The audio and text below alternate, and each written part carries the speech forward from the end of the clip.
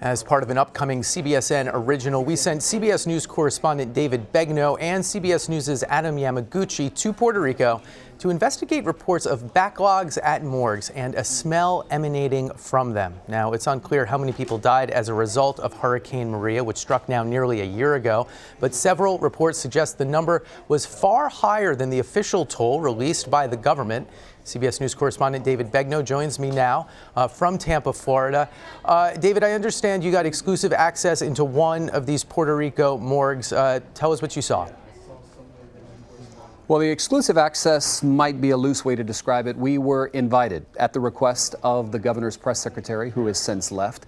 And we were invited only because it had spilled over into news reports, right? So there was this news report that surfaced on the island of a foul odor coming from the facility. In the back of the facility are 5 different 18-wheeler units, all 5 of which are housing unidentified persons, some of which their bodies have been in the back of those trailers for years. In fact, one trailer has had people in there for at least up to 3 years. So the governor's office reached out to us and said, hey, we know you're on the island shooting your documentary. Do you want to come take a look around? First thing I said when I went on social media and let people know was we cannot say for sure that they didn't clean it up so it would look better or smell better when we got there. We took a tour, went out back. I got dressed up in this ridiculous looking outfit, but it was necessary to adhere to the safety protocols that are in place on site. We were taken to one of the trailers, the door was opened, and the smell was pungent. That you would expect, Brooks, because there are bodies inside. But the bottom line, when we were there, we did not smell a foul odor. Here's the reason the foul odor is such a big deal. That's what the news report on the island was. Officials pushed back and said, wrong, no odor, this is not true.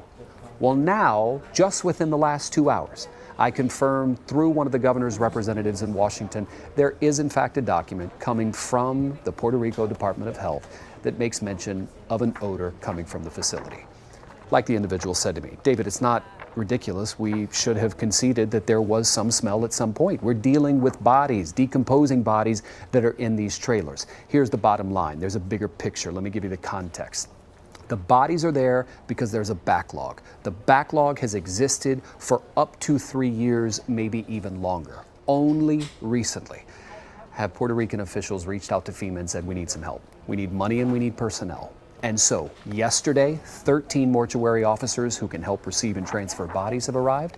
And tomorrow, Thursday in Puerto Rico, radiologists, pathologists, and dentists will be brought in.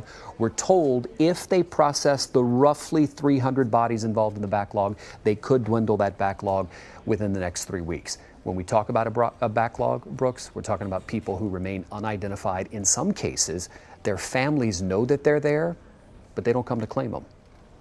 David, you've been going back and forth to Puerto Rico since September. How would you describe the mood on the island now, and how have you seen it evolve over the last year? Things are much more productive. So if you land there, in fact, someone who was with me on the island said, hey, I haven't been here, but just coming in and looking, everything looks good. Things are much better in many ways. But the problems in Puerto Rico are so systemic and have been around for so long that even the improvements that are being made here and there is only pecking away at the surface of an issue that is deep-rooted, like the power, right? The power grid on the island, Brooks, has been unmaintained for decades. Money has been mismanaged or embezzled, and so now you've got a grid that they were able to cherry-pick and repair here and replace there, but you still have blackouts daily. You've got the forensic facility where hundreds of bodies are decomposing, waiting to undergo autopsy, right? Those are 2 major issues on the island, but only 2 of the many that still exist. The governor's office will tell you we're doing the best that we can. But when it comes to the backlog of bodies, what took them so long to request the help from FEMA? Those bodies have been there for months and years. Why only ask on July 23rd after the news report surfaced of an odor coming from the facility? Often what happens in Puerto Rico, Brooks, is that things don't start to happen until it becomes a news story, everybody reacts, and then there's some type of change. Okay, David Begnaud, thanks so much for your reporting, and we look forward to seeing the show coming up. You bet.